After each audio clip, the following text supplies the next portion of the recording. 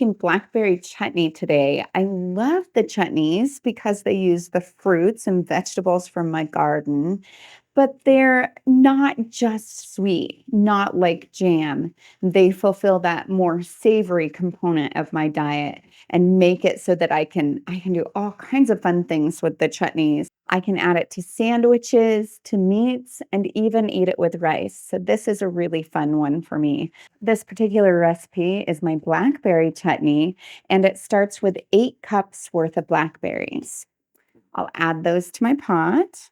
And then I add 2 cups of brown sugar, 1 3/4 cups of red wine vinegar, 1 diced onion, 1 tablespoon of mustard seed, 1 teaspoon of ginger, 1/2 of a teaspoon of chipotle pepper powder, 1/2 teaspoon of salt, and 1/4 of a teaspoon of cinnamon. Now I'll place this on the stove and I'll simmer it until it's thick. Now I'll fill my 1/2 pint jars up to 1/2 of an inch of headspace, which is the space from the top of the food to the top of the jar. It's nice and thick now. It has this lovely smell to it. I mean, a little bit vinegary, honestly, but that's what you want for a chutney. I wipe off the rim of my jars with a clean, damp cloth so that if anything got on the edge, it won't interfere with the seal. Then I'll place my lids and rings on until they're fingertip tight. I'm using Superb lids today, which have a super squishy seal, which I really like because I feel like it does a good job of holding on to my jars. It actually is supposed to seal up to 36 months as opposed to the 18 months that you would normally get out of a lid.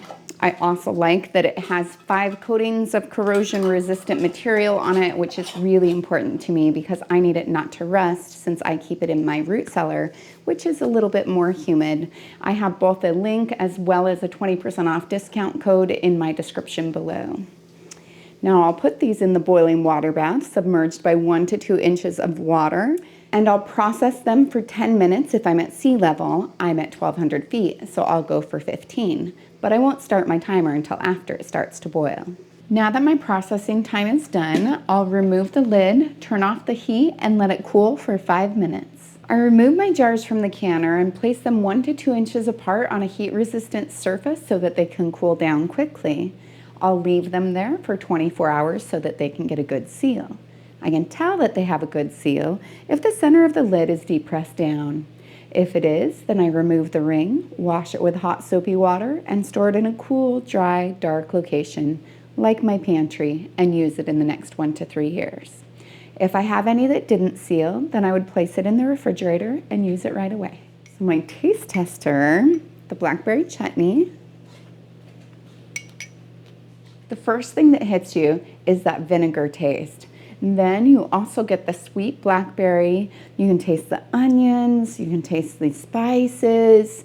This is one that I feel like I could eat on a salad or any of the different meats. In fact, at Thanksgiving time, I not only bring out the cranberry, but I also bring out the blackberry because my kids love it so much on their turkey breast.